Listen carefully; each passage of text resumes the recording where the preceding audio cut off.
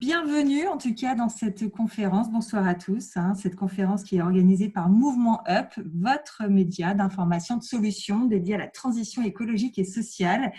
Et nous avons le plaisir ce soir de recevoir Sébastien Boller, docteur en neurosciences, rédacteur en chef de la revue Cerveau et Psycho, auteur de 2 ouvrages qu'on a particulièrement aimés, Le bug humain et Où est le sens, publiés aux éditions Robert Laffont. Bonsoir Sébastien et merci d'être avec nous ce soir. Bonsoir à tous. Alors, notre cerveau est-il l'ami ou l'ennemi de l'écologie? C'est le sujet qui va nous occuper ce soir pendant une petite heure. Alors, vous aurez, vous qui êtes derrière vos écrans, si nombreux ce soir, la possibilité de poser des questions à notre invité, soit via Zoom, si vous êtes avec nous via Zoom, ou via Facebook. Donc, tout au long de cet échange, n'hésitez pas, on prendra les questions un peu en fonction du feeling et du déroulé de la conversation. Alors, Sébastien, on va d'abord revenir sur ce premier livre qui est sorti l'année dernière, Le bug humain, qui était particulièrement intéressant parce qu'il nous apprenait que notre cerveau était finalement câblé pour nous pousser à détruire la planète. Ça ne fait pas très plaisir comme ça de recevoir cette information, mais en fait, c'est une réalité tout à fait biologique. Est-ce qu'on peut revenir un petit peu dessus, s'il vous plaît ? Oui, alors notre cerveau est un organe fabuleux. Moi, c'est ce que j'ai toujours appris dans mes études de neurosciences. C'est ce que je constate chaque jour quand je me plonge dans un ouvrage de neurosciences, quand je lis les dernières publications sur le fonctionnement du cerveau. Mais il y a quelques années, devant la catastrophe climatique qui devenait de plus en plus patente, je me suis mis à douter, c'est vrai, je l'avoue. Je me suis dit quand même, l'être humain qui est doté de cet organe fantastique qui nous permet de concevoir des œuvres d'art magnifiques, d'envoyer des hommes dans la Lune, de faire reculer la mortalité infantile avec des antibiotiques. Ce cerveau qui est un outil de puissance incroyable, en même temps, c'est quand même c'est le cerveau de l'être humain qui détruit la planète. C'est le cerveau de l'être humain qui extrait des énergies fossiles du sol. C'est le cerveau de l'être humain qui construit des smartphones et des écrans qui consomment des ressources naturelles à n'en plus finir et qui fait fonctionner tous ces serveurs informatiques qui consomment de l'électricité produite avec des énergies fossiles et on continue. C'est cette technologie géniale créée par notre cerveau génial qui est en train de nous envoyer tout droit dans le mur. Donc, pourquoi est-ce que ce cerveau aussi intelligent n'est pas capable de se dire « mais enfin, on va s'arrêter ». Donc, partant de ce constat, je me suis dit, on va quand même regarder comment fonctionne le cerveau. Est-ce qu'il n'y a pas un défaut quand même? Parce que sinon, on serait capable de changer, de se dire, on va ralentir, on va changer de mode de fonctionnement, on va préserver notre planète. Ben non. Donc, où est le défaut dans notre cerveau? Alors, quand on regarde comment est fait un cerveau humain, on s'aperçoit qu'il est composé en gros de 2 grandes parties. Vous voyez peut-être comment ça se présente, un cerveau de l'extérieur, c'est un aspect tout plissé comme ça. La partie extérieure s'appelle le cortex cérébral. Le cortex, donc l'écorce du cerveau, la partie extérieure, qui est une partie très développée dans l'espèce humaine, qui s'est particulièrement développée dans l'histoire de l'humanité dans les dernières étapes de Homo sapiens. C'est cette partie de notre cerveau qui nous donne de l'intelligence, de la capacité à planifier nos actions, à coopérer par le langage, à faire preuve d'abstraction, à inventer des outils, des technologies, de l'écriture, du symbolisme. Ça, c'est le cortex cérébral qui nous rend intelligents. Mais si on regarde au centre, au cœur du cerveau, en dessous de cette écorce cérébrale, là se trouve une autre zone du cerveau, une sorte d'organe qui s'appelle le striatum et qui nous vient du fond des âges. Vous savez, plus on est en profondeur dans le cerveau, plus ça vient d'époques très très reculées. Et le striatum, lui, il ne produit pas du tout de l'intelligence, il produit en fait des désirs, une motivation à agir. Et il nous pousse à agir en nous récompensant avec du plaisir quand on fait ce qu'il faut, entre guillemets, du plaisir sous forme d'une molécule qui s'appelle la dopamine. Et les comportements qu'il nous incite à faire en nous récompensant avec du plaisir et de la dopamine, ce sont des comportements en fait qui nous ont aidés à survivre, nous les humains, pendant des millions d'années. Et c'est parce que nous avons sans arrêt répété ces comportements, parce qu'ils étaient récompensés par du plaisir et de la dopamine, que nous sommes encore là. Donc c'est le bon côté des choses. Et quand on regarde quels sont les comportements essentiels que notre striatum récompense avec de la dopamine, on voit que on peut les deviner, c'est ceux qui nous ont aidés à survivre. Et c'était d'abord, dans une époque préhistorique, le fait de manger. Alors, évidemment, pour survivre, il fallait à l'époque capturer des proies, je ne sais pas, un mammouth, une gazelle, et puis chasser ensemble, et puis manger. Et surtout, à cette époque-là, il était complètement inutile de se limiter quand on mangeait, parce que quand vous aviez une proie, vous n'étiez pas sûr du tout pouvoir en trouver une autre avant des semaines. Puis il n'y avait pas moyen de conserver la viande. Donc, dès que vous trouviez à manger, vous mangez le plus possible, hein, sans limite, et votre striatum vous récompensait avec de la dopamine. Le deuxième grand besoin, c'était de transmettre vos gènes, hein, transmettre la vie, et pour ça, avoir des relations sexuelles, pour faire des copies de votre ADN, de votre génome. Et pour surmonter les épreuves de la sélection naturelle, tout l'enjeu, c'était aussi de faire plus de copies de votre ADN que vos rivaux, que vos voisins. Ça, c'est la vieille logique de rivalité dans la sélection naturelle. Donc, à chaque fois que vous aviez des relations sexuelles et que vous aviez beaucoup de relations sexuelles, plus que vos voisins, votre striatum aussi vous récompensait avec un shoot de dopamine. Alors, quand vous aviez mangé, que vous aviez eu des relations sexuelles, vous commencez à avoir pas mal de dopamine, mais il y avait moyen de faire encore mieux, c'est d'arriver à faire tout ça en étant le chef de votre groupe. Parce que quand vous êtes le chef, vous avez accès à plus de nourriture et plus de partenaires sexuels. Donc, à chaque fois que vous arriviez à vous rehausser un peu dans votre groupe d'hominidés du paléolithique, votre striatum vous récompensez avec un shoot de dopamine. Et vient ensuite le quatrième grand besoin qui, lui, est relié en fait aux contraintes de la vie depuis qu'elle existe sur Terre. Les premières bactéries dans les océans doivent obéir à un principe qui s'appelle le principe d'homéostasie et qui exige de minimiser les dépenses d'énergie et de maximiser les entrées d'énergie, hein, pour pouvoir survivre en milieu hostile. Et donc ça se traduit dans l'espèce humaine par la loi du moindre effort. À chaque fois que vous arrivez à vous reposer, à minimiser vos efforts, là encore, votre striatum vous récompense, vous dit c'est bien, tu as fait ce qu'il fallait, ça va t'aider à survivre. Bon. Et vient le cinquième grand besoin, qui est le besoin d'information. Pourquoi? Parce qu'un Homo erectus, un homme préhistorique, il y a 2 millions d'années dans la savane, s'il veut survivre, qu'est-ce qu'il doit faire? Il doit interpréter son environnement, il doit repérer des informations, il doit voir une branche cassée qui peut signaler le passage d'un animal, il doit voir une trace de pas dans la boue, puis il doit savoir si c'est une trace de prédateur ou une trace de proie. C'est une question de vie ou de mort. Donc c'est comme ça que notre striatum est devenu très très sensible aux informations qu'il pouvait voir dans son environnement et qu'il nous récompensait aussi à chaque fois qu'on était capable d'en trouver. Tout ça, ça forme en fait le socle d'un outil de survie fantastique. Le striatum, en nous poussant à répéter ces mouvements qui étaient garants de notre survie, nous a amenés jusque-là. Il n'a jamais failli pendant des millions d'années. Donc on peut lui dire merci.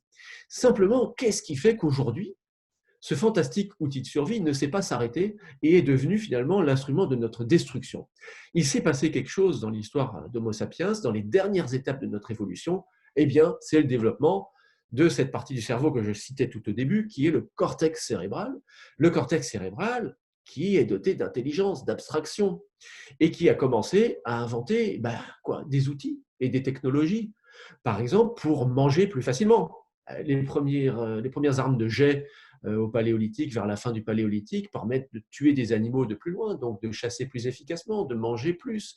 Mais on ne s'arrête pas là. Ensuite, le cortex invente la roue, la charrue, l'agriculture, l'élevage, et puis ensuite l'agriculture intensive, les engrais, l'élevage intensif, puis les OGM pour faire grimper les rendements, les engrais, et toute la machine industrielle créée par le cortex cérébral, à ce moment-là, produit une masse de nourriture qu'il peut donner au striatum. Et le striatum, lui, qui demande de la nourriture sans limite depuis l'aube des temps, n'a pas été programmé pour se limiter, et toute cette nourriture industrielle qui lui est fournie par le cortex, il ne sait plus y résister. Le résultat, c'est qu'on est aujourd'hui dans une société de pléthore alimentaire, avec les fast-foods, avec le phénomène mondial de l'obésité qui est en pleine expansion sur tous les continents et qui nous coûte très cher en termes de santé publique, mais également qui coûte très cher à l'environnement, puisque l'agriculture intensive aujourd'hui rend compte d'à peu près un quart des émissions de gaz à effet de serre. Donc ça, c'est en train littéralement de nous tuer parce que notre striatum ne sait pas s'arrêter une fois qu'il a entre les mains le pouvoir du cortex cérébral. C'est là le bug humain,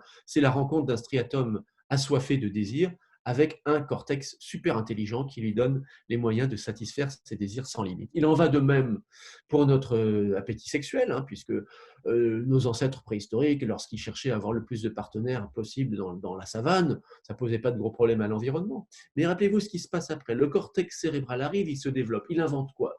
Il invente Internet. Et sur Internet, les sites de rencontres, et puis les sites pornographiques, qui proposent du sexe en boucle. Et le pauvre striatum, assoiffé de sexe pendant des millions d'années, se trouve devant cette offre pléthorique, une fois de plus. Il ne sait pas s'arrêter, il clique, il visionne des vidéos, au point qu'aujourd'hui, l'humanité visionne à peu près 136 milliards de vidéos pornographiques par an. C'est délirant, et surtout, c'est à peu près 30% de l'énergie électrique globale nécessaire pour faire fonctionner le secteur du numérique. Et le secteur numérique, on le sait, a dépassé en termes d'émissions de gaz à effet de serre le secteur aérien.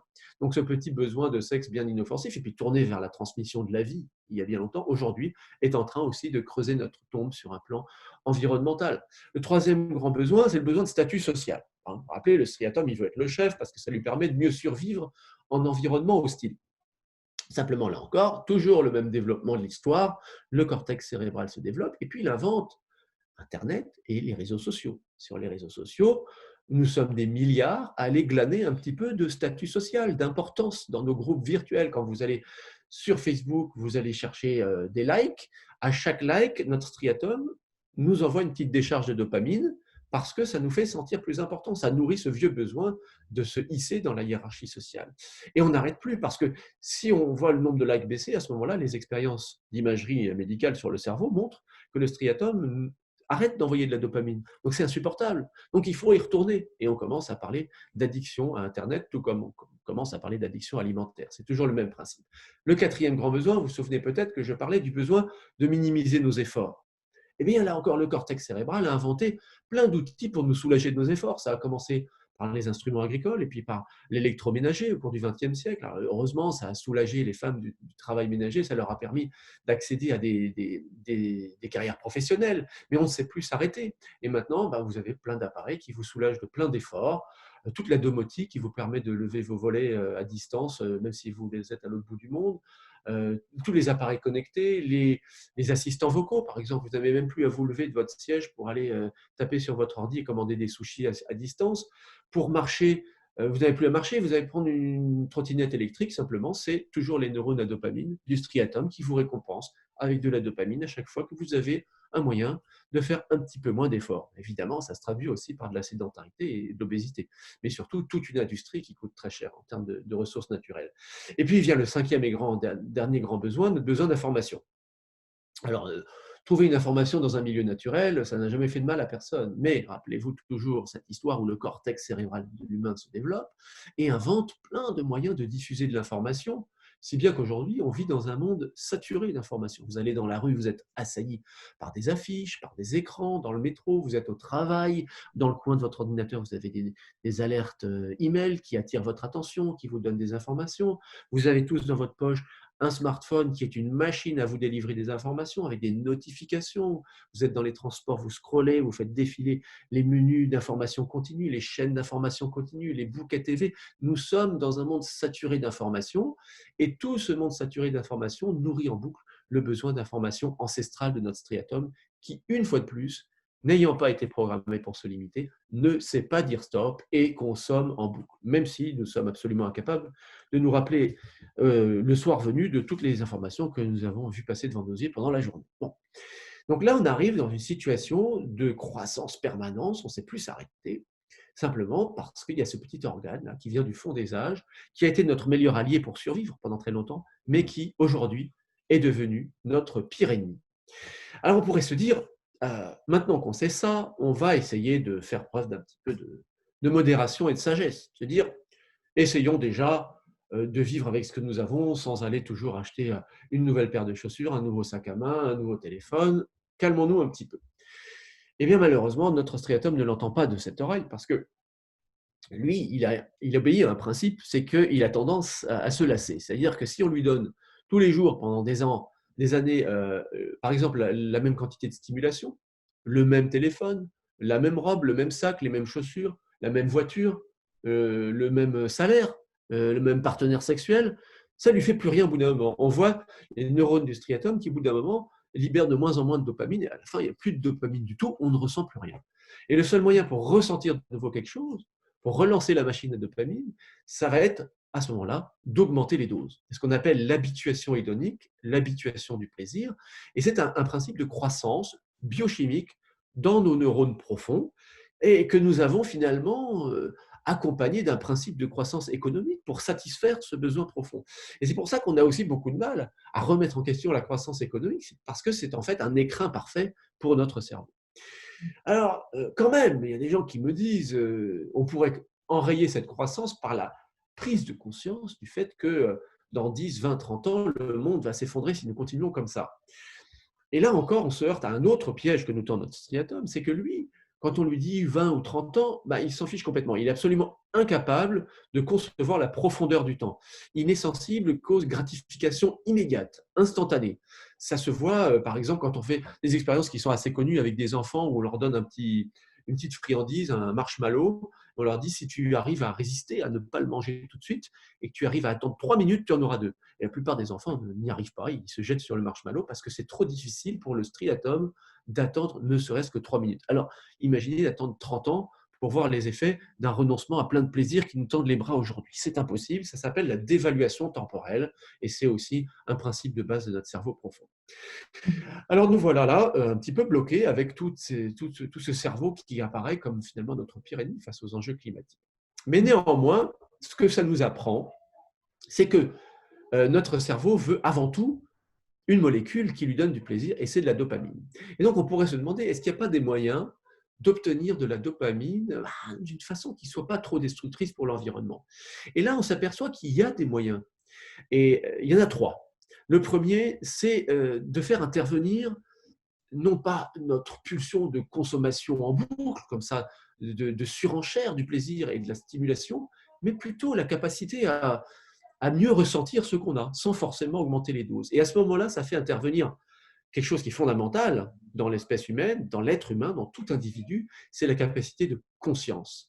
C'est-à-dire prendre conscience de ce qu'on goûte et de ce qu'on savoure au moment où on le goûte et on le savoure. Ça, c'est une capacité qui nous vient aussi du cortex cérébral, c'est-à-dire que le cortex n'est pas seulement capable de produire de l'intelligence pour produire des machines, mais il est aussi capable de produire le sentiment de pleine présence à ce qu'on fait. Et je prends un exemple très simple de ce qui se passe quand on n'active pas assez sa conscience. Par exemple, vous êtes à table, vous mangez et vous décidez d'allumer la télévision. Vous voyez votre série préférée et à ce moment-là, votre conscience, elle est attirée par l'écran, par les images qui défilent et elle n'est plus du tout disponible pour la saveur des aliments. Et ce qui se passe à ce moment-là, c'est que inconsciemment, pour ressentir quelque chose par la nourriture, on commence à manger beaucoup plus. On augmente les doses pour compenser la perte de saveur. Et les études montrent qu'on mange en moyenne entre 40 et 60% de calories en plus quand notre conscience est attirée par les images. Et au contraire, si on redirige la conscience vers la saveur des choses, à ce moment-là, on peut avoir autant de plaisir en mangeant moins. Et il y a même des programmes de rééducation thérapeutique pour les personnes qui sont en surpoids, en alimentation compulsive, qui consistent à faire redécouvrir la saveur de petites choses, mais savourées dans le temps long, en se reconcentrant sur la pleine présence, en détaillant les saveurs, en suçotant les aliments et en les mastiquant longuement plutôt qu'en les avalant d'un seul coup. À ce moment-là, on voit le striatum qui de nouveau recommence à réémettre de la dopamine. Donc ça, c'est un moyen d'obtenir de la dopamine sans forcément augmenter les doses en utilisant le pouvoir de conscience de notre cortex cérébral. La deuxième piste, c'est de se dire, si on pouvait être heureux et avoir de la dopamine, non pas en cherchant à gagner plus, à acheter toujours de nouveaux produits de luxe ou de nouveaux téléphones, mais peut-être en faisant autre chose, en donnant des choses aux autres, par de l'altruisme. Eh bien, ça, c'est une possibilité qui, aujourd'hui, devient très concrète grâce à des expériences d'imagerie médicale où on observe le cerveau de personnes quand elles partagent, par exemple, une somme d'argent avec un inconnu, une personne qu'elles ne reverront jamais. Donc, un geste d'altruisme totalement désintéressé. Et là, on s'aperçoit que certaines personnes, à ce moment-là, en partageant, parviennent à activer leur striatum et à faire libérer de la dopamine. Alors, dans les expériences dont je parle, qui ont été menées à l'Université de Zurich en 2018, il s'avère que c'est en majorité des femmes qui arrivent à libérer de la dopamine en partageant. Dans ces expériences, la plupart des hommes décident de garder l'argent, de le mettre dans leur poche et de partir, et ils ont de la dopamine en gardant l'argent pour eux. Les femmes, elles arrivent à avoir de la dopamine en partageant. Pourquoi?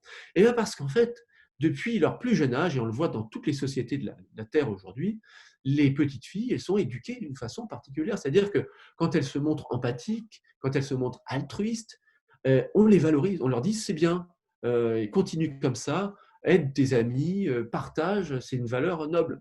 Et donc, quand on les valorise de cette façon-là, on leur donne du statut social. Et vous vous rappelez que c'est un des 5 grands besoins du striatum. Donc, le striatum est très content dans ces conditions-là. Alors qu'on constate encore aujourd'hui que les petits garçons, on continue à les valoriser, à leur donner du statut social quand on leur dit d'être compétitifs, de ne pas se laisser marcher sur les pieds, parce que le monde est un endroit féroce. Donc, l'altruisme est une voie pour avoir de la dopamine. Et il pourrait être finalement renforcé à condition de disposer d'une norme sociale qui permettent de valoriser les individus, garçons ou filles, non pas d'après le salaire qu'ils touchent, d'après leur capacité de s'entourer de signes de richesse extérieure, mais d'après leur capacité à adopter des comportements altruistes. Et la troisième grande voie pour avoir de la dopamine d'une façon qui ne soit pas trop destructrice, c'est la pure connaissance, puisqu'on s'est aperçu, grâce à des expériences menées à l'Université de Californie il y a maintenant 5 ans, que, par exemple, des enfants à qui on éveille la curiosité vis-à-vis des choses qu'on peut voir dans un musée ou dans une encyclopédie, ou des enfants à qui on fait jouer à des jeux de type Trivial Poursuite, vous savez, des questions de quiz, de culture générale. Au bout d'un certain temps, au bout de 10, 15, 20 minutes, on voit leur striatum qui commence à libérer de la dopamine, et cette dopamine s'écoule ensuite dans des zones cruciales pour la mémorisation, ce qui fait qu'ils retiennent ensuite beaucoup mieux toutes les informations qu'on leur donne, et ils repartent non seulement avec du plaisir, mais en plus avec un savoir accru, et donc ils ne repartent pas les mains vides, ils ressortent grandis de cette expérience. Donc ce sont 3 voies qu'on peut cultiver pour obtenir de la dopamine, de la satisfaction, non pas en épuisant les ressources de notre planète, mais en les préservant et en ressortant tout aussi heureux. Merci pour cette très détaillée entrée en matière. Il y a déjà des questions qui arrivent, alors je vous les soumets. Il y a une question justement autour pour revenir sur la lutte contre le réchauffement climatique. On est un peu dans une inertie. Alors, une question de Patrick qui demande s'il faudrait faire appel à l'intelligence artificielle justement pour trouver des réponses logiques et non pas basées sur les pulsions que vous avez décrites à la lutte contre le réchauffement climatique. Est-ce que l'intelligence artificielle serait finalement dépouillée de ses besoins de dopamine et donc serait peut-être plus fiable? Ah, c'est bien possible. C'est bien possible que nos jugements et nos décisions soient biaisés tellement par notre cerveau archaïque que, effectivement, une intelligence peut-être plus objective, moins sujette à ces biais, pourrait identifier des grands axes d'action. Moi, j'ai toujours été frappé par les interventions de Greta Thunberg et par le point de vue très particulier, l'analyse particulière qu'elle proposait, qui était assez différente quand même du comportement de beaucoup d'humains habituels, et qui lui peut-être en partie due à sa différence psychologique. On dit qu'elle a un syndrome d'Asperger, une forme d'autisme, en tout cas une façon de raisonner et d'analyser qui parfois est beaucoup plus factuelle et beaucoup plus logique et beaucoup plus objective que celle de bien des dirigeants qui sont encore mus par le désir de pouvoir, de passion, et qui en fait n'arrivent pas vraiment à exercer leur libre arbitre. Et je trouve que des formes d'intelligence alternatives, alors pas forcément artificielles, mais pourquoi pas, serait certainement une direction intéressante. Mais il ne faut ne pas oublier qu'un ordinateur aujourd'hui, quel qu'il soit, aurait d'énormes difficultés à centraliser de tous les aspects du problème global dans lequel nous sommes. L'intelligence artificielle aujourd'hui est capable de proposer des analyses expertes sur des problèmes extrêmement ciblés.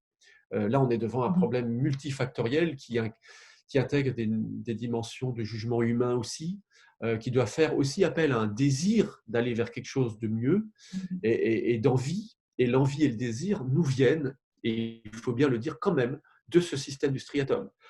Il existe des personnes qui n'ont plus ce système du striatum à cause de lésions neurochirurgicales, d'AVC, de traumatismes crâniens. Et on pourrait s'attendre à ce moment-là à ce qu'elle raisonne de façon plus objective, un peu à la manière d'une intelligence artificielle qui ne serait pas sujet à ces passions destructrices. Ce qui est vrai, ce sont des personnes qui raisonnent de façon très objective, mais qui n'ont plus d'entrain, d'enthousiasme, de capacité de désirer quelque chose. Toute la dimension, la capacité de l'être humain à vouloir aller vers un autre horizon, à découvrir des choses nouvelles, nous vient quand même de cette dopamine. Donc, ce n'est pas non plus aussi simple. Il faudrait arriver à domestiquer le striatum pour en conserver en fait le pouvoir, toute l'énergie qui nous fait aller de l'avant, mais sans en souffrir des effets dévastateurs.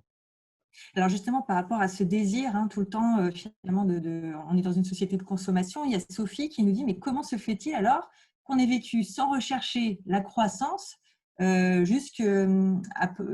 fait, c'est vraiment à partir de la Seconde Guerre mondiale que visiblement il y a eu une accélération, même par rapport à la crise écologique. Ça fait depuis les années 70 que voilà, ça va pas très bien. Alors, il y a bien eu un avant où c'était plus plus tranquille, c'est un rythme moins soutenu. Donc, qu'est-ce qui s'est passé entre les deux? C'est-à-dire, notre striatum, il n'a pas changé. Non, non. Non, non, Stratum, lui, il a toujours eu pour objectif de prendre tout ce qu'il pouvait prendre sur l'environnement, mais simplement, ce qui se passe, c'est que pendant très longtemps, nous n'avons pas eu les moyens, en fait, de maîtriser la nature et de la plier à notre volonté afin d'en extraire tout ce que nous désirions. Ça, c'est quelque chose d'assez récent et qui a littéralement explosé avec la dynamique d'industrialisation à partir de la fin du XVIIIe siècle et en plein dans le XIXe siècle avec l'industrialisation qui nous a donné des outils qui, à ce moment-là, ont fait voler en éclats les limites qui nous étaient imposées en fait par le milieu naturel tant que nous étions des êtres encore peu armés pour exploiter le vivant. C'est ça la grande différence. Et en fait, les peuples premiers qui épargnaient la nature le faisaient aussi parce qu'ils savaient qu'ils n'avaient pas le choix et qui se reposaient sur des systèmes de représentation du monde, des religions, des cosmogonies, qui leur permettaient de s'organiser avec finalement peu de moyens technologiques. Mais à partir du moment où l'être humain a eu les outils euh, pour plier la nature à sa volonté, il ne s'en est pas privé. Et même malheureusement, quand on introduit ces technologies dans des peuples premiers, ils font bien souvent la même chose parce que l'occasion fait le larron. Alors c'est un facteur, c'est pas le seul, parce que c'est vrai que au cours du XXe siècle, s'est produit autre chose. Une fois que la machine industrielle est mise en route, il y a des logiques de production qui interviennent, il y a une capitalisation qui intervient, et on voit notamment dans les années 20 aux États-Unis quelque chose de très intéressant, c'est les prémices d'une crise qui interviennent, d'une dépression, et l'angoisse, en fait, par exemple, des producteurs d'automobiles de ne plus pouvoir écouler leurs marchandises. Et là interviennent des rapports d'audit qui ont été fournis pour l'administration présidentielle de l'époque aux États-Unis, qui livrent une conclusion, qui disent les humains n'ont peut-être plus tellement envie de consommer, mais on va les inciter à consommer aussi. On va les inciter à consommer en leur disant, OK, vous avez peut-être une voiture, mais est-ce que vous en avez une de plus que le voisin? Donc, là, c'est le marketing par la comparaison sociale qui est né à cette époque-là et qui utilise en fait un ressort essentiel de notre striatum qui est le désir de statut social, hein, puisque quand on vous dit il vous faut une voiture de plus que le voisin, on va appuyer sur le petit bouton de la comparaison sociale. Donc, c'est quelque chose de très puissant qui, à un moment donné, a été sciemment, délibérément sollicité par des stratèges à une certaine époque. Et c'est quelque chose, c'est un cercle vicieux parce que pourquoi est-ce que les personnes en charge de l'économie à cette époque l'ont fait? Ben, c'était aussi pour maintenir un certain niveau de vie, un certain niveau de pouvoir. Et là aussi, ils étaient mus par leur striatum. Donc là, on entre dans un jeu à plusieurs striatums qui a abouti à la situation où nous sommes. Donc, je pense qu'il y a ces deux facteurs. Le fait que une fois que l'industrie est arrivée, on a eu l'occasion, on s'est lancé. Et une fois que ça a commencé à battre de l'aile, on a relancé en appuyant encore plus sur le striatum. Alors justement, Michel nous demande, mais comment alors du coup intéresser le cerveau à la nature et comment ça se fait que le cerveau finalement n'arrive pas à prendre conscience que dans la situation dans laquelle nous sommes, on est dans l'autodestruction? On n'arrive pas à prendre conscience. On prend conscience de plus en plus quand même, mais c'est vrai qu'il y a encore beaucoup de freins, il y a encore beaucoup de déni. Euh, je crois que le déni, c'est un arrangement que le cerveau fait avec lui-même aussi.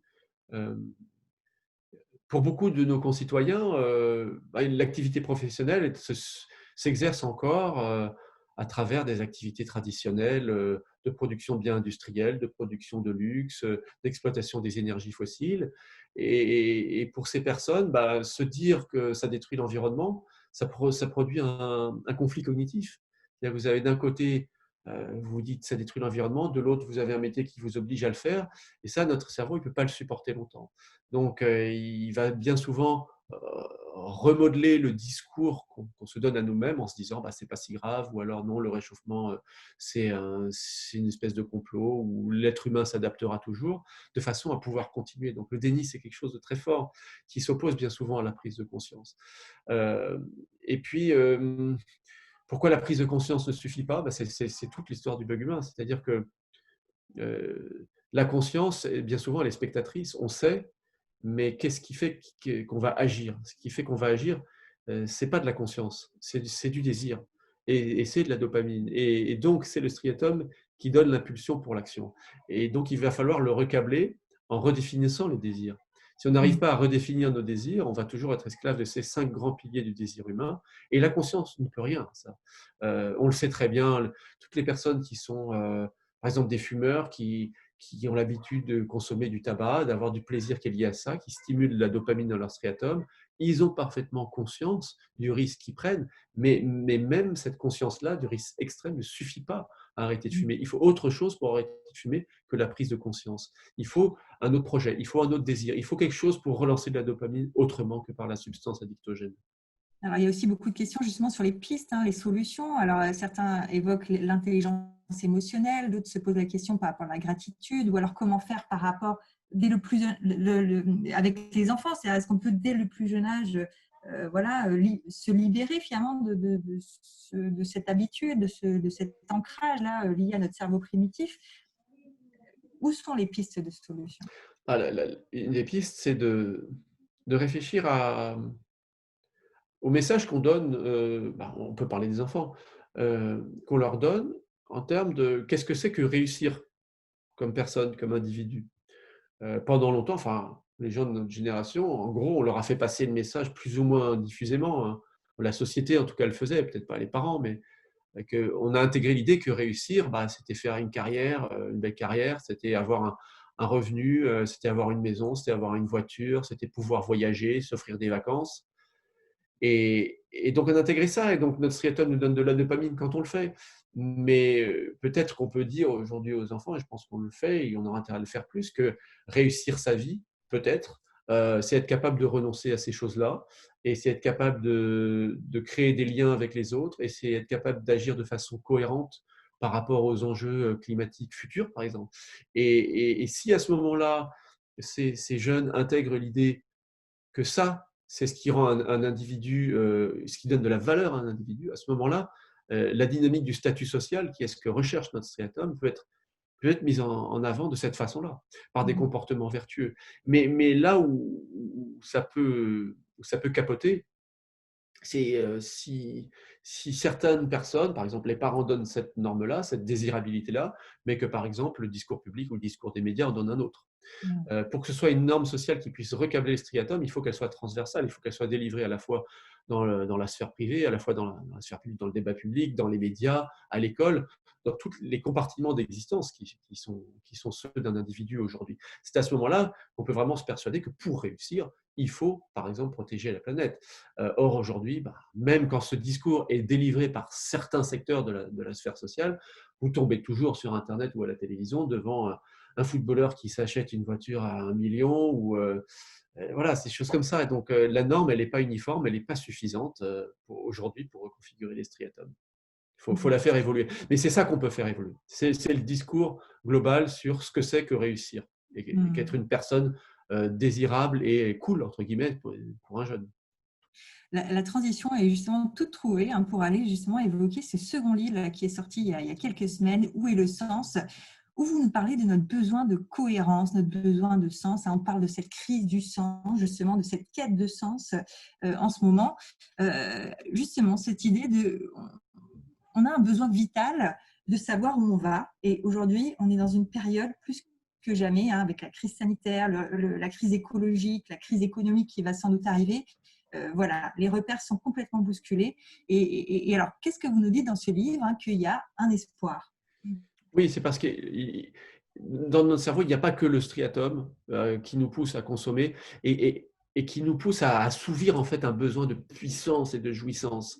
Il y a aussi un autre circuit qui n'est pas très loin du striatum d'ailleurs, qui est situé juste à l'interface entre nos deux hémisphères cérébraux, qui s'appelle le cortex singulaire. Et lui, on s'est aperçu depuis quelques années qu'il nous pousse non pas à consommer et à jouir et à exercer nos instincts de pouvoir et de domination, mais lui, il cherche, depuis qu'on est né pratiquement et à chaque instant de notre vie, à trouver des choses qui font sens dans notre existence. Et le sens, qu'est-ce qu'on entend par là? C'est la volonté de savoir où on va, d'où on vient, quel est le lien entre les deux, entre nos actions du moment et ce qui en résultera dans l'avenir. C'est savoir comment on se met d'accord autour de valeurs communes pour mettre sur pied une action collective qu'on puisse assumer en termes de valeurs, d'éthique, de cohérence interne. Donc, ce cortex singulaire cherche ça en permanence. Il cherche le sens, et on sait aujourd'hui un petit peu mieux définir une anatomie du sens. On pourrait dire qu'il y a 3 plans du sens que recherche cette partie de notre cerveau. Le premier plan du sens, c'est le sens individuel. On en a un petit peu parlé tout à l'heure. C'est notre capacité à mettre en correspondance, en adéquation, en fait, nos valeurs, nos convictions, ce qu'on croit bon, d'un côté, et puis nos actes dans la vie réelle. Et aujourd'hui, on voit très bien que ça coince. Et c'est pour ça que beaucoup de gens se disent en perte de sens, et qu'il y a, d'après les sondages, un Français sur deux, par exemple, qui se dit en conflit de valeurs au travail, par exemple. Il se dit, je fais des choses qui détruisent la planète ou qui ne sont pas en accord avec ce en quoi je crois, et c'est une source de souffrance. Et lorsque ces deux aspects de notre personnalité ne sont pas alignés, ne sont pas en phase, à ce moment-là, le cortex singulaire, donc cette partie du cerveau qui est là entre les deux hémisphères, libère en fait un signal d'alarme sous forme d'autres molécules qui s'appellent le cortisol et la noradrénaline, qui sont des molécules du stress. Donc, ils nous placent dans des situations très inconfortables où on se sent rongé de l'intérieur. Ça peut aller jusqu'à de la dépression, jusqu'à du burn-out, une perte de vision à long terme de notre vie, de cohérence interne qui est extrêmement dévastatrice pour l'individu. Donc, le premier plan du sens qu'il s'agit de retrouver, c'est le sens individuel de la cohérence interne. Le deuxième plan du sens, c'est ce qu'on pourrait appeler le sens cosmique. Qu'est-ce que c'est le sens cosmique? C'est notre capacité qui était déployée déjà dès les premiers âges de l'humanité, hein, probablement déjà chez Homo erectus et les premiers stades d'Homo sapiens, mettons il y a 1 million d'années, c'est le besoin inhérent à la nature humaine de se représenter le monde d'une façon qui fait sens, d'une façon déchiffrable en fait.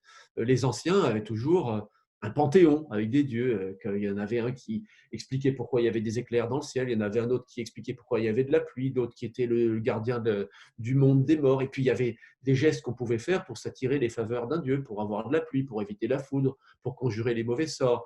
Dans tous les cas, le monde physique obéissait à des lois qui étaient décrites par un corpus de règles, de rites, sur lequel on avait l'impression qu'il y avait prise quand même. Et en tout cas, il y avait une logique immanente dans un monde qui était décrit en fait, et avec des visions du monde partagées. Et ces visions du monde partagées sont très importantes pour tous les peuples parce qu'elles permettent de s'entendre sur la façon dont les choses fonctionnent. Ça donne l'impression d'être un petit peu en contrôle, même pour des peuples primitifs qui avaient peu de moyens de contrôle technique sur la réalité. C'était un moyen de se dire que malgré tout, il y avait des règles, que malgré tout, le monde n'était pas chaotique, et puis qu'on pouvait communier autour d'une même façon de déchiffrer le monde. Ça, c'est extrêmement rassurant, parce que si vous n'avez pas une vision du monde partagée, et aujourd'hui, on pourra poser la question, quelles sont nos visions du monde partagé? Le risque, c'est de se sentir en perte de contrôle. Et à partir du moment où vous êtes en perte de contrôle, vous pouvez être tenté de compenser ce sentiment de perte de contrôle par justement un recours immodéré, par exemple à la technologie, qui donne l'impression de contrôler notre environnement réel par des machines, par des ordinateurs, par des souris qui permettent de cliquer pour commander n'importe quel bien matériel qui vous sont livrés chez vous en moins d'une journée.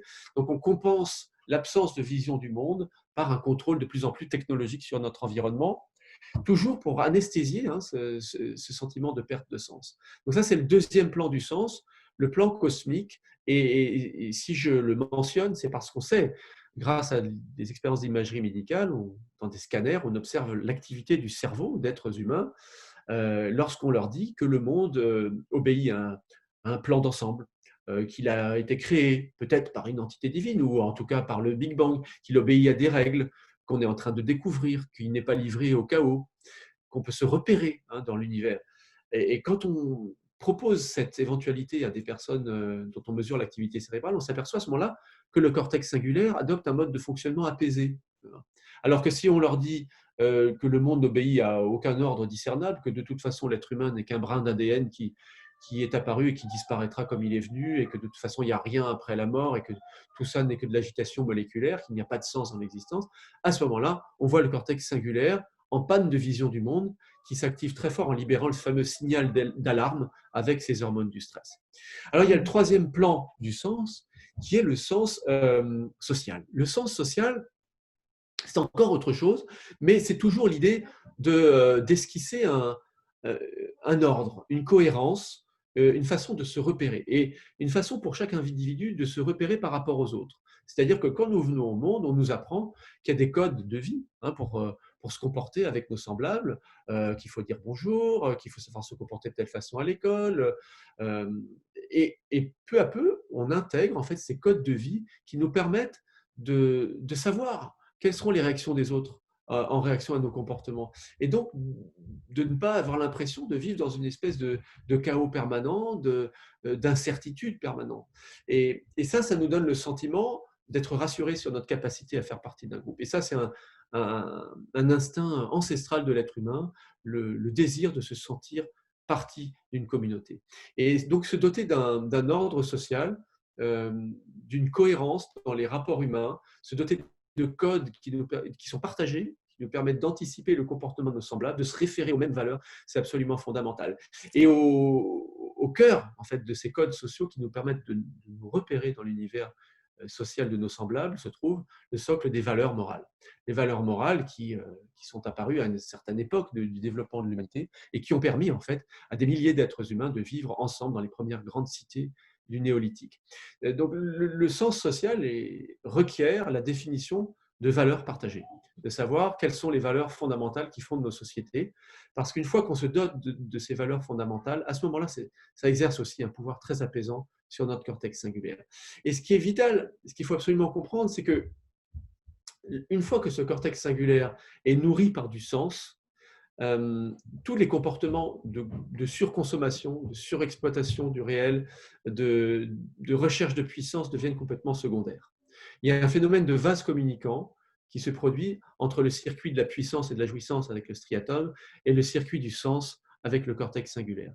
Une fois que le cortex singulaire est correctement mis sur les rails, le besoin de nourrir le striatum en boucle en augmentant les doses et en cherchant de la croissance devient secondaire. Donc ça, c'est quand même une perspective totalement nouvelle et encourageante parce que quand on nous dit peut-être que pour essayer de préserver nos chances d'avenir pour nos enfants, pour préserver les équilibres du vivant, la biodiversité, la planète, il va falloir renoncer à une part de confort, il va falloir aller vers de la décroissance. Beaucoup de gens me disent, mais ça, c'est le retour à l'âge des cavernes, c'est la lampe à huile, c'est ce que nous a dit le président Macron un jour, c'est vivre comme des Amish. Donc les gens ont peur de ça parce qu'ils disent, on va perdre du confort matériel. Mais c'est parce qu'ils n'ont pas conscience qu'il y a cet autre circuit dans notre cerveau qui peut se nourrir d'autre chose que de confort matériel, de cohérence, de sens, de savoir où on va, pourquoi on fait les choses ensemble. Et ça, c'est tellement équilibrant qu'on a complètement perdu même l'idée de ce que ça peut représenter, mais on peut y gagner beaucoup plus de ce côté par rapport à ce qu'on peut perdre en simple confort matériel. Alors là, j'ai une question un peu philo, j'ai l'impression, mais de Thomas qui nous dit « Le besoin de sens fait de nous des êtres de fiction, mais les identifications à ces fictions, est-ce que ce n'est pas justement ça qui est à l'origine de tous nos conflits et nos errements ?» Alors, le sens est vu par Thomas comme voilà, faisant de nous des êtres de fiction. On a besoin de se raconter des histoires pour donner justement une espèce de cohérence à un monde qui peut-être n'en a pas. Oui, c'est vrai. C'est vrai, sens et histoire, ça va ensemble.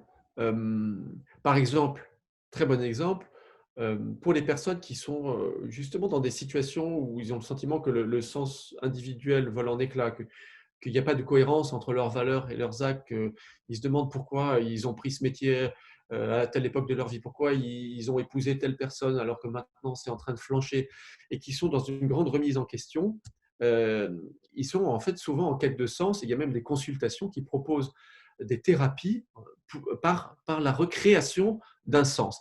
Et une des manières de recréer du sens pour l'individu à ce moment-là, c'est de recréer des récits de vie, où on va demander à la personne de remettre bout à bout certains événements de sa vie, de trouver une cohérence, un fil conducteur entre ces éléments. Et une fois que le récit de vie, qui est un récit en partie fictif, parce qu'on choisit les événements aussi qui nous arrangent, on ne peut pas toujours tout faire tenir ensemble, à ce moment-là, oui, il y a une nouvelle stabilité, une nouvelle continuité de l'individu à travers le temps qui recommence à se dérouler et qui est rassurante. Et ça passe par une part de fiction. C'est aussi d'ailleurs un des rôles de la nostalgie qui est une émotion qui a été à tort décriée et qui apparaît comme aussi thérapeutique dans certains cas parce qu'elle permet de revenir sur son passé en retraçant une histoire. C'est important, il y a une part de fiction là-dedans. Et ce que veut peut-être dire notre auditeur, c'est que les fictions collectives que nous tissons, par exemple dans les grands récits collectifs, les récits des mythes ou les récits fondateurs des grandes civilisations, les religions aussi, si on les considère comme des fictions, euh, ont quelque chose de rassurant et d'équilibrant, mais, et je ne sais pas si c'est ce que veut dire notre auditeur, peuvent être aussi la source de grands malheurs quand elles entrent en conflit les unes avec les autres. C'est le problème des représentations du monde et des fictions que chaque communauté humaine se crée, c'est que ça permet de bien fonctionner à l'intérieur d'une communauté, mais que si on se trouve confronté à une autre civilisation ou un autre groupe humain qui a une autre fiction ou une autre interprétation du réel, à ce moment-là apparaissent des zones de friction et des zones de conflit. Et on le voit, je crois, aujourd'hui, puisque dans ce monde où toutes les communautés de croyances, de complotisme ou de religion ou d'hyper-rationalisme coexistent, notamment sur les réseaux sociaux et sur la toile, on voit des points de collision qui ne cessent de se multiplier. C'est-à-dire que chacun arrive avec sa propre fiction et sa propre représentation du monde qui entre en conflit avec celle des voisins. Et ça, c'est une menace extrême pour la capacité à vivre ensemble et à affronter ensemble les enjeux du futur. Mais il ne faut pas croire qu'on peut s'en passer. C'est-à-dire que chaque être humain va chercher sa fiction au sein d'un groupe qui partagent les mêmes représentations du monde. Le problème, c'est que ces représentations du monde aujourd'hui sont complètement morcelées, éclatées, et qu'on ne sait plus comment recréer un récit collectif qui propose une vision du monde qui soit réellement partagée et qui repose sur des valeurs morales partagées par tous. Mais il n'y a pas d'autre façon de s'en sortir que de réfléchir à quelle vision du monde cohérente et universelle, reposant sur des valeurs partagées par tous les êtres humains, confrontés au même enjeu global, on pourrait créer aujourd'hui. Il n'y a pas moyen de sortir de là. Donc je dirais à notre auditeur, il a raison, mais on n'a pas d'autre choix que néanmoins de se reposer sur de nouvelles fictions.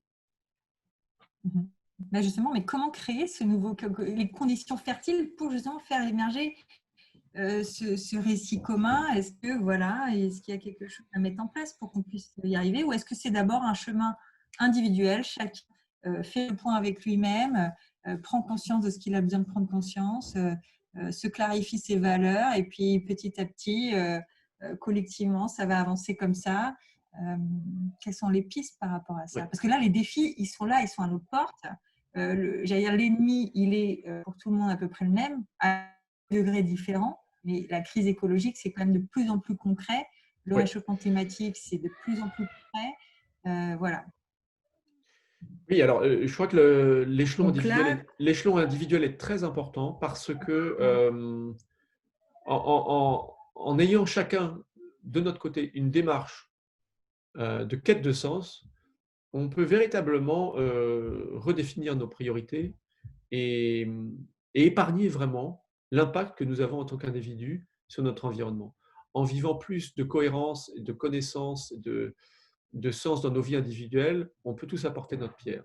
Alors malgré tout, la vraie puissance du sens, à mon avis, réside dans le collectif euh, et, et peut s'arrimer en fait aux grandes décisions collectives, industrielles, étatiques qui doivent être mises en œuvre pour avoir une chance d'éviter les catastrophes futures.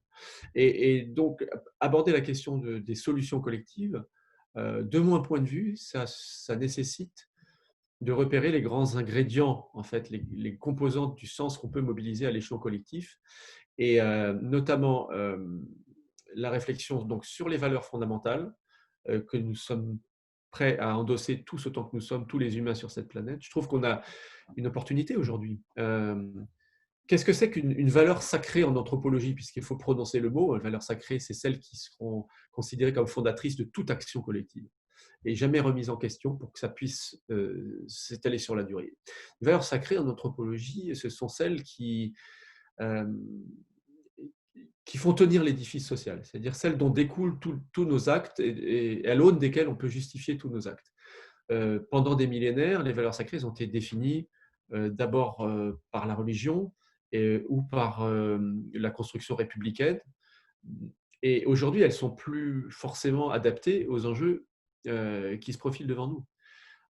Autrefois, par exemple, un chrétien mettait en œuvre des croyances reposant sur des valeurs sacrées liées à la transcendance pour simplement le salut de son âme, pour survivre dans un autre monde. Aujourd'hui, l'enjeu, c'est de survivre dans ce monde-là et d'éviter l'enfer sur Terre. C'est un basculement très intéressant, mais qui, là encore, va nécessiter de définir quelles sont les valeurs qui vont être légitimes. Et on a une opportunité, je crois. C'est-à-dire que, par exemple, les grandes religions de l'humanité, qui se sont développées chacun dans des bassins de civilisation différents, qui aujourd'hui entrent en collision les unes avec les autres, montrent leurs limites parce qu'elles reposent toutes sur des interprétations légèrement différentes du monde et sur des commandements légèrement différents. Mais elles pourraient être dépassées en redéfinissant des valeurs sacrées, par exemple vis-à-vis de l'environnement.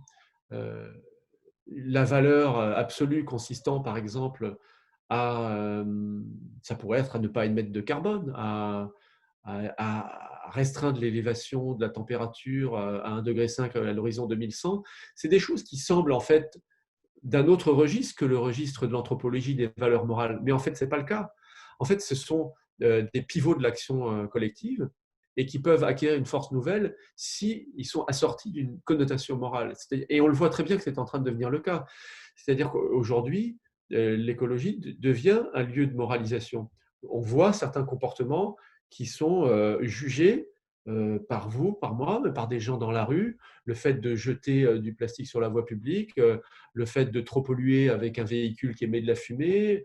On voit des mimiques sur les visages qui sont caractéristiques en fait des réactions du système nerveux sur un plan moral, de réprobation morale.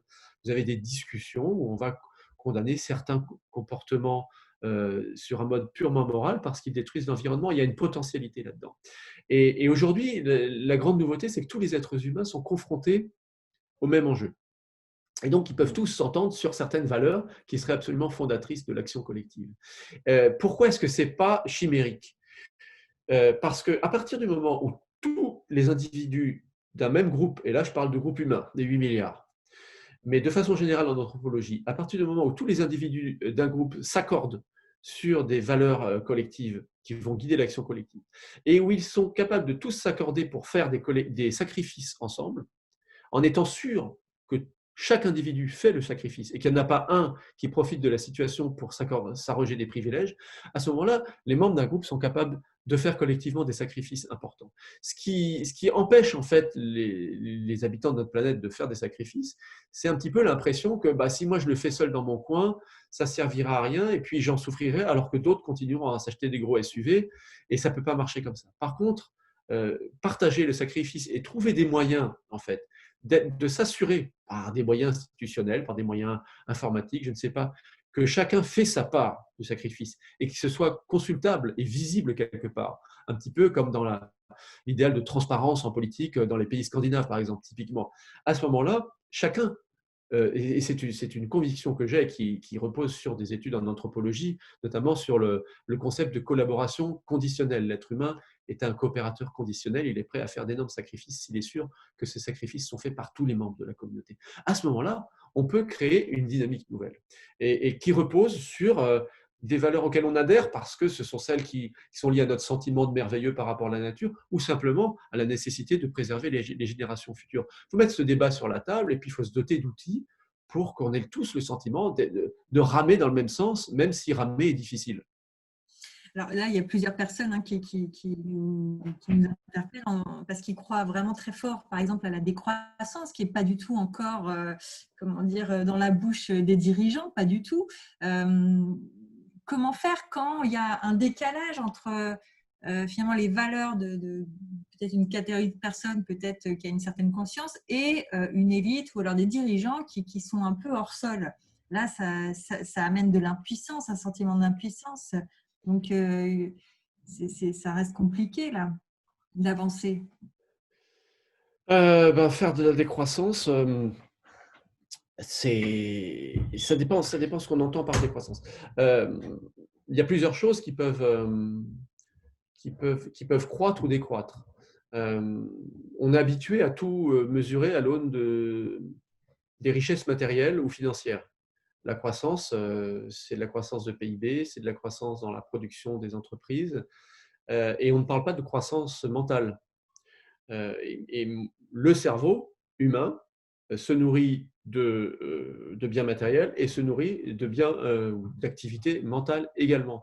Et les deux sont générateurs de bien-être et de plaisir. Et quand je parlais tout à l'heure des exercices pour augmenter sa capacité à savourer les gratifications quotidiennes par de la pleine conscience. Il s'agit là d'une croissance mentale qui peut nous amener véritablement à accumuler une forme soit de connaissance, soit de bien-être, qui ne repose pas forcément sur des biens matériels. Ça, c'est quelque chose qu'il faut vraiment prendre en considération. Qu'est-ce que c'est que la croissance? Croissance matérielle ou croissance mentale? Et à ce moment-là, on peut très bien avoir une décroissance matérielle et une croissance mentale. Je pense que c'est ça l'enjeu finalement. Il faut changer les catégories de raisonnement.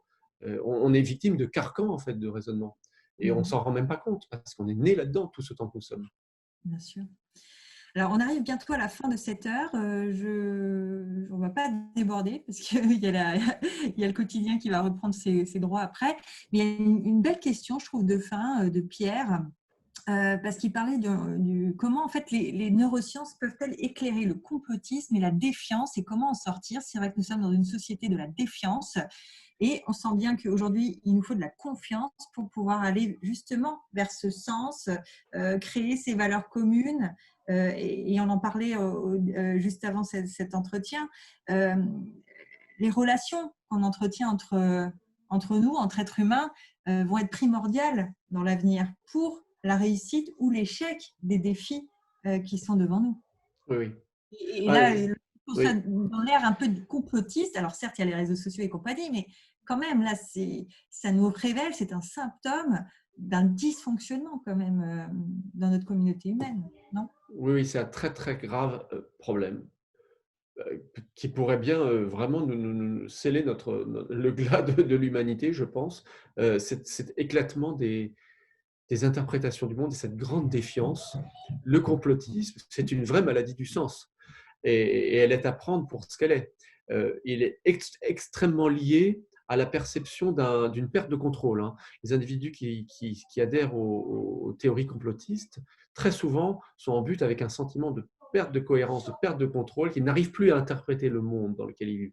Quand le monde devient trop complexe, indéchiffrable, le cortex singulaire, cette partie du cerveau qui veut du sens, recrée en fait des schémas d'interprétation du monde parce qu'il en a besoin et que nous avons cru pouvoir créer une société dans laquelle le sens serait superflu puisque nous allons trouver les moyens de subvenir à notre existence matérielle par de la technique.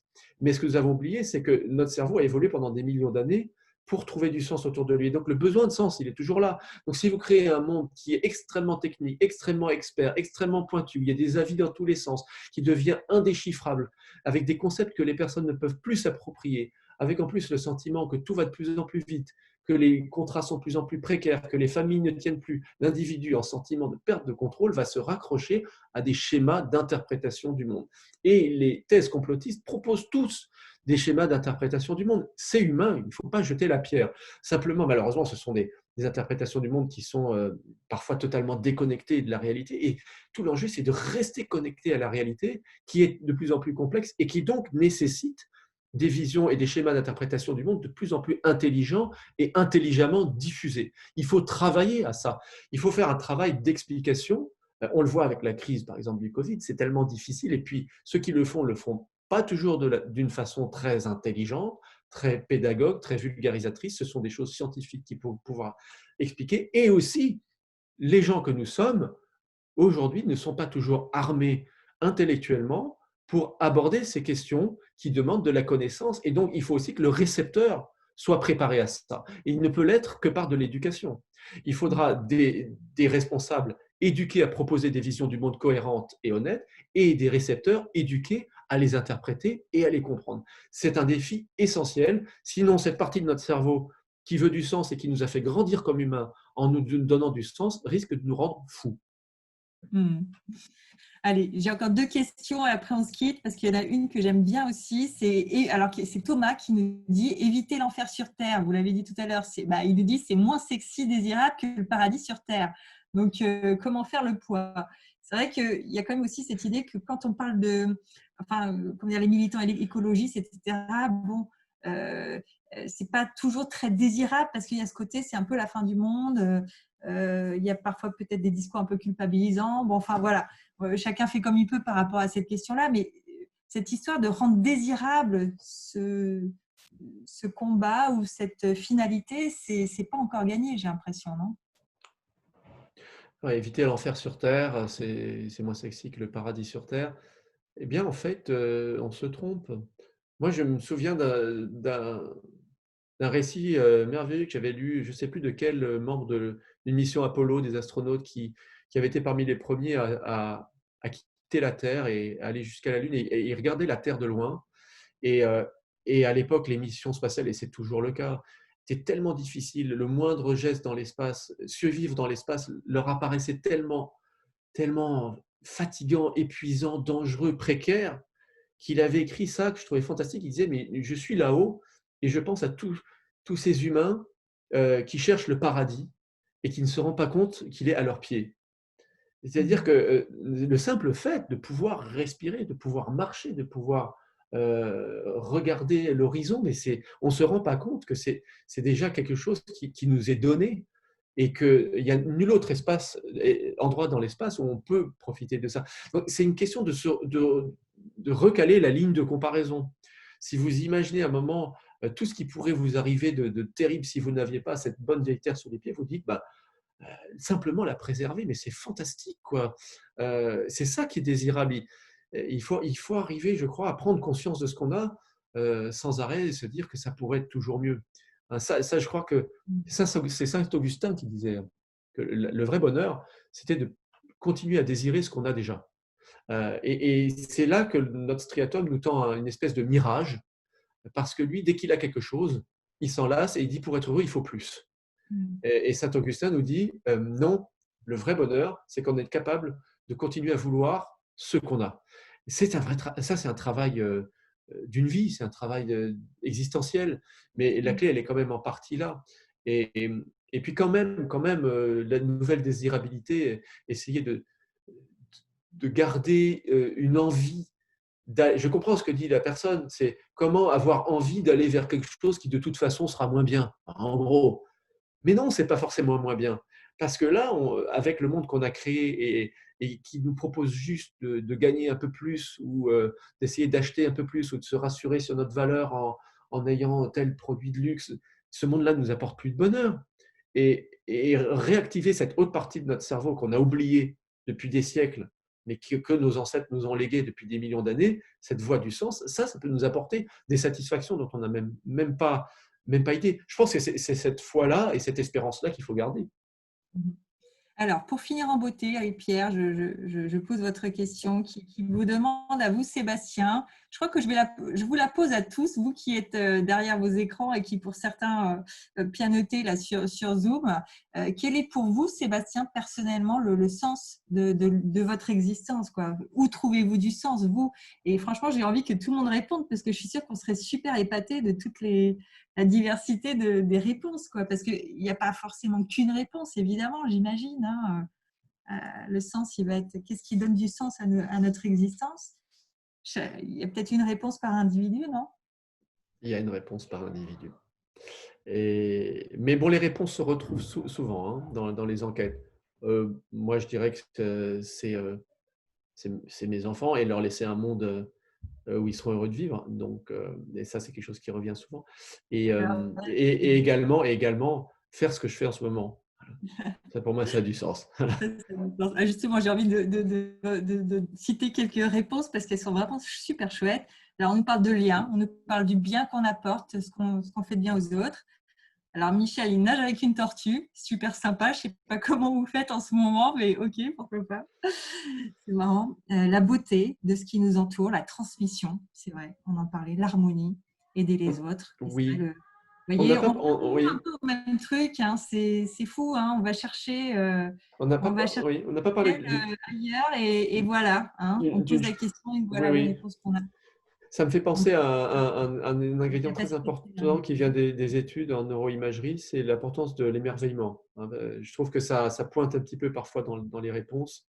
On s'est aperçu que le sentiment d'émerveillement qu'on peut avoir, soit devant des paysages grandioses, mais soit aussi simplement devant une coccinelle qui grimpe sur un brin d'herbe, hein, c'est un état physiologique, neurophysiologique, euh, est très très lié au sentiment de sens et agit à la manière du sens sur notre cortex singulaire.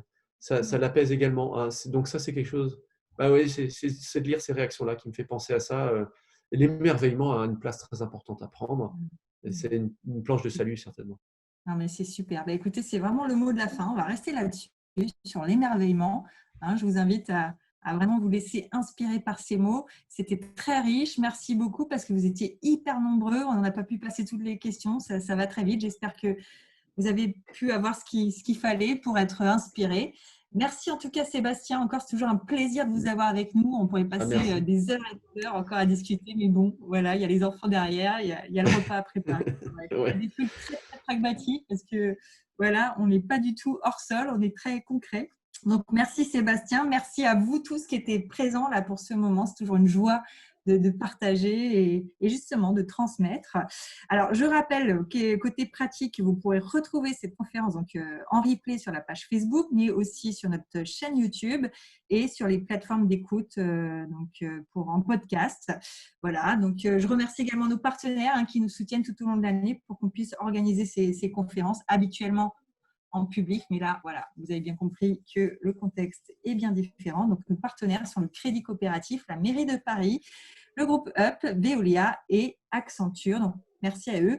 Je vous souhaite une excellente soirée. Surtout, restez émerveillés parce qu'on en a vraiment besoin. Et allez surtout lire si vous n'avez pas encore lu. Après le bug humain, il faut absolument lire Où est le sens, le dernier bouquin donc, de Sébastien Boller. Excellente soirée et à Merci très à vite. vous. Au Merci, revoir. au revoir.